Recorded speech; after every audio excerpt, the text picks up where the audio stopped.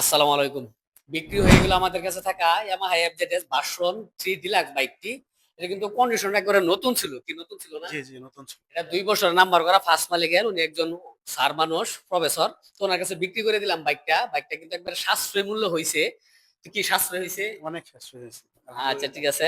তো বাইকটা একবারে ফ্রেশ চালাইছেন তো? হ্যাঁ, চালাই নিচ্ছি। চালায় দেখা তারপরে নিছে ফার্স্ট মালিকের বাইক ২ বছরের নাম্বার করা মেয়াদ আপডেট আছে তো বাইকেতে কোথাও কোনো জং বা ঘষা মাজা পান নাই উনি তো এরকম ফ্রেশ কন্ডিশনের বাইক এরকম সাশ্রয়ী মূল্যে কিনতে অবশ্যই বাইক জন্য চলে আসবেন।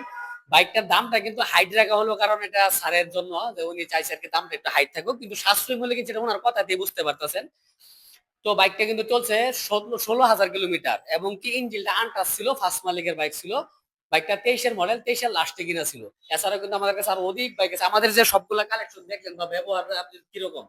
আপনাদের এখানে যতগুলো কালেকশন আছে সবগুলো আলহামদুলিল্লাহ ভালো। গাড়ির মানও ভালো, দামি সাশ্রয়ী।